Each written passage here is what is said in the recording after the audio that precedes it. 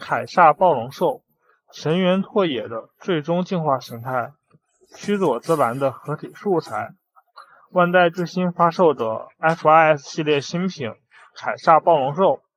这一款产品是否也是整个 RFS 系列里面第一款可以合体的数码宝贝呢？那么究竟如何，让我们一起来看一下吧。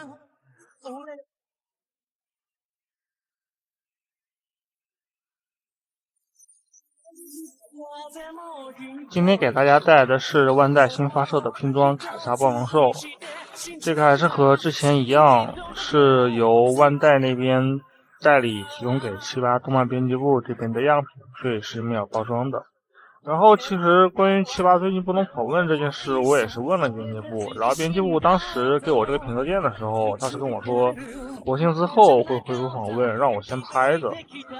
然后我想着本来是国庆拍好了之后，我想等着论坛恢复了一起发嘛，结果国庆假期都完结3天了，它还没有恢复，那我就只能先把这个视频先发了。然后让我们先简单的把这个版片给过一下，大概就是有这些。其实这一次它金色的这个成银色的色泽还挺好看的，而且红色的版件其实分了2种，一种是这种浅红色，然后还有一种是深红色混搭在一起。整体的话，这一次的分辨量其实还是做得很不错的，全身上下除了眼睛的贴纸以外，基本上只有少数的补色贴纸，所以数组效果的话也是挺好的。后面的话大家可以看得到数组效果会给大家看的。不过，但是就算是这个样子的话，因为它那个贴纸虽然只说有少量的补色，但是因为它贴的地方全都是有凹凸不平的，所以贴纸的效果反倒是一般。感觉有条件的话还是自己涂装一下会比较好。另外就是它这个蓝色的说明件其实是一种类似于幻彩的彩色质感。贴纸的话一共是给了这些，这一部分是补色贴纸，主要是眼睛还有身上的一些补色，然后剩下的这个都是立体的透明件贴纸。内部的话最大的里面还有魔法阵的效果，其他的就是简单的透明件的凸起。然后本身材质是带有一定弹性的，按上去会有回弹。然后我们再来看一下这一次的说明书，正面的话是封面照，然后背面的话是涂装的颜色指示，然后这就是常见的版件图啊，还有组装。感觉规格上跟MG 的说明书比较类似吧，不过里面没有 MG 那种什么设定稿之类的，就是简单的组装效果，大概就是这个样子。组装过程中也没发现说明书有什么错误之类的，也就是说没有什么需要注意的地方，大家简单看一下就好了。另外大家注意到这个说明书里面啊，它身上是有很多奇奇怪怪的构造，在说明书里面完全没有说的。我研究了一下，应该是后面用来合体须佐之男兽用的，我在视频的后面会给大家看一下。完成之后的数组效果就是这个样子，全身所有的零件都可以搭载在身上，唯一多出来的一个零件就只有用来和 MG 支架连接的一个转接口零件，效果大概就是这个样子。可以看到它全身上下的分色这次做的是非常好的，包括身上的各种金边也全部都是分色零件，然后大小的话和可乐冠军对比也是接近于 MG 的一个大小。然后我们再拿近了来看一下它的具体细节造型。整体的话这一次看的是非常华丽的一个造型，全身的分件做的也都是很不错，身上这些火焰花纹还有金边全部都是分件的。然后可动的话是这样子，头部有基础的球冠，然后脖子那里也是有一个多端可动，所以头部的整体前后仰的角度幅度还是挺大的。就可以做到这种程度。然后接着是这个手臂，首先这个肩胛这里有个拉出关节，可以把它拉开，拉开了之后呢，这个肩胛就有一个比较大幅度的可动，然后这样就不会影响到它这个手臂的一个上抬。然后肩膀的这个根部这里有一个拉出关节来扩大它的可动幅度，手臂的最大上抬角度大概就是这个样子。小臂和肘关节的连接也是一个球关，也有一定的可动范围。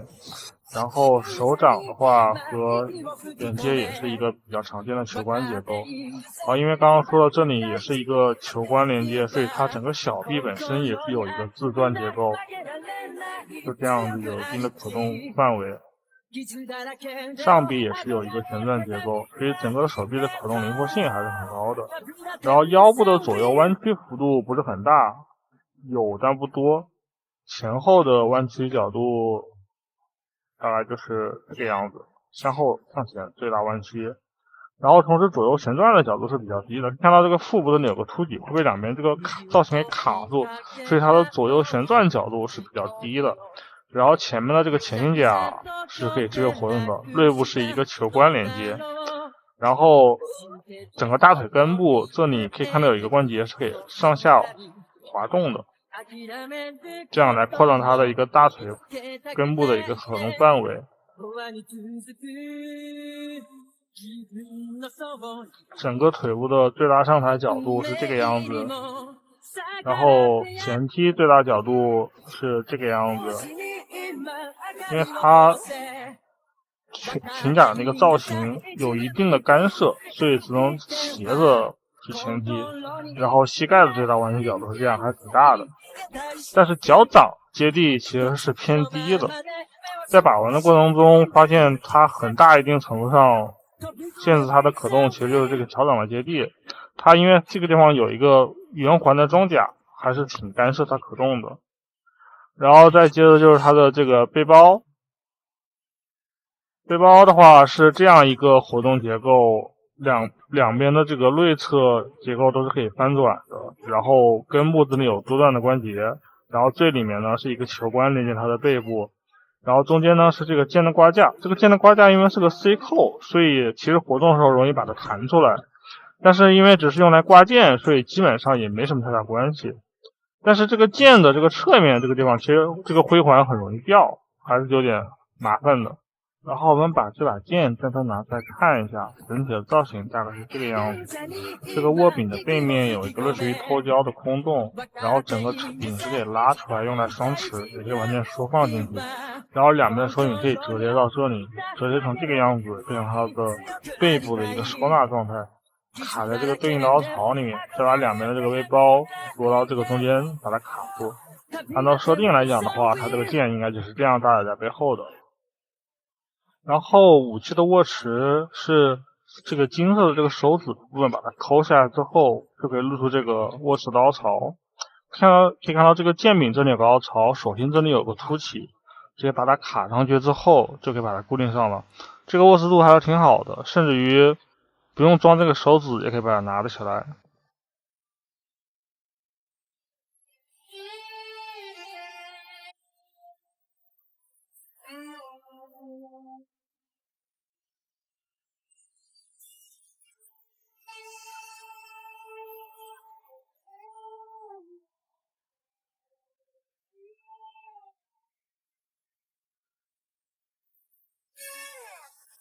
何のために戦うのかってもう迷いなどないのさ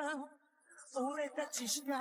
できないのなら理由はなんかいらない鳥も風も切り替わる心を一つにして信じるんだ然后刚刚那个双手握剑的姿势大家看到了吧，看着挺好看吧，实际上正常摆根本就摆不出来，另一只手的这个手指只能不装才能把它勉强虚搭在上面，因为它这个手掌内侧有一个卡扣对着剑柄，所以如果真的要双手握剑的话，必须双手是平行的才能可以，但实际上这个手背会被这个手甲给卡住，所以根本就掰不到这个角度。我到现在都不知道官图的那个双手握剑这是怎么拍出来的。然后在剧中它有一个把这个剑刃展开之后的炮击模式的大招，这次也是可以做到的，把两边的剑刃直接给拉出来之后，就可以还原出它的炮击模式，然后还是上面这个回环容易掉。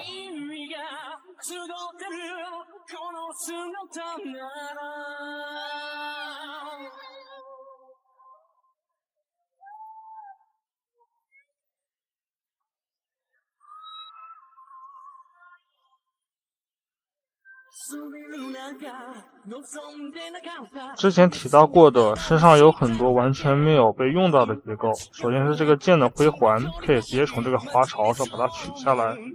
然后肩膀的这个角可以把它拔插之后有一个弯曲效果，然后再把整个剑甲拿下来之后，可以看到下面这个底部这里有一个 PC 接口，这个接口也是完全没有被用到的。然后我们看到这个手甲在手臂上的时候，这个手甲其实是完全没有可动结构，或者说没有可动幅度的，就是你把它拿下来之后，可以看到它这个地方两边其实是有一个多段的可动结构的，但是完全没有被用到。然后脚掌这里也是有一个奇怪的接口，然后再看到这个背包这里，这个背包下面这个地方还有中间的这块灰色的这个零件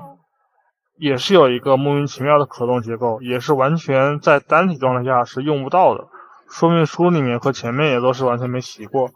然后同时呢，这边这个晶体这个地方，这个基座这个零件是有一个可以把它拔下来的，而且甚至于边缘还有用来方便你抠手指的凹槽。然后同时呢，可以看到这个前胸甲的这个背面，这里还有个瞄准准心的造型。然后还有这个腹部这里，这个腹部的这个装甲下面有个抠手的地方，也是可以直接把它快速的把它整个给拆下来的。然后再接着就是这个裆部这个地方，它直接就是一个球关，也可以方便你快速拔插。然后同时这个膝盖这个地方，小腿这里也是个快速拔插的关节，可以把小腿简单的拔下来。然后把全部的零件拆展成这样之后，大概就是这样的一个效果。然后接下来我会展示一下我研究之后如何把它进行重组成具有自然的准确状态。首先是里面的这个零件把它反过来接到这个零件上面，然后另一头呢把它接到这个之前的这个肩甲下面的这个凹槽这里，卡上去之后就可以这样子把这两个零件组合在一起。这个刚刚好像插反了这样子就可以把它组成一个它的这个零式武装大蛇的那个炮口上端那一部分。然后接着是肩甲这个地方，刚刚说这个晶体的这个基座直接把它抠下来，两边都是的。抠下来之后呢，就可以露出来下面的这个圆孔。然后接着再把之前的这个背包拿下来，背包的这个两侧这个地方是一个可以活动的结构，把它拔下来之后，可以看到里面有一个这个 PC 球关，把它正好可以卡在这个手臂的这个臂甲的凹槽里面。然后这个刚刚提到的这个地方可以把它摁下去，里面这个凹槽和结构都是对应的，再把它翻转过来，就可以把它构成须佐自然的肩甲造型。然后把刚刚组合出来的零件和躯体再进行进一步的组合，可以看到这个地方的这个肩甲凹槽直径也是正好对应的，直接把它插在上面之后，就可以作为须佐之男兽的这个肩甲结构。另一侧也是一样的，直接把它插上去。插上去之后呢，然后这个样子基本上须佐之男的上半身就构成了。然后把这个头拔下来，回头的话这里估计会有一个接口，直接把这个海盗暴龙兽头插上去。然后腹部的装甲零件，还有整个小腿，还有裆部这些零件，估计就是在加鲁鲁这边。然后背后这个地方拔下来之后留下的凹槽，就是须佐之男两边的飘带，中间的凹槽呢是装回环的。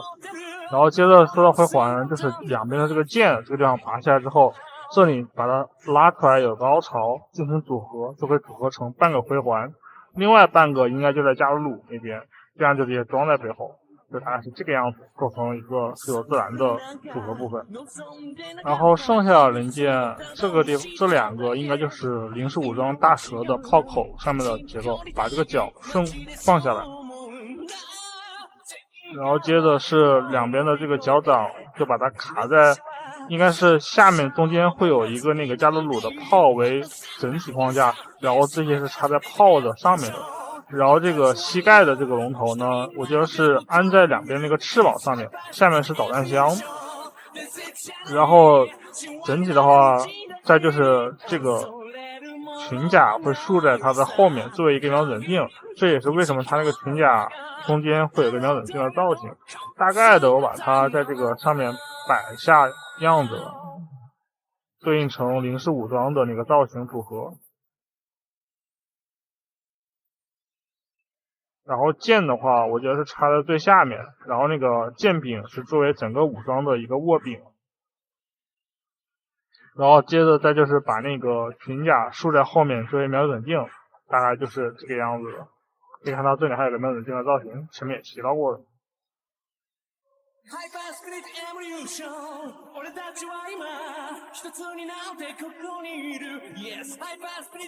把它和零式武装大蛇放在一起进行对比。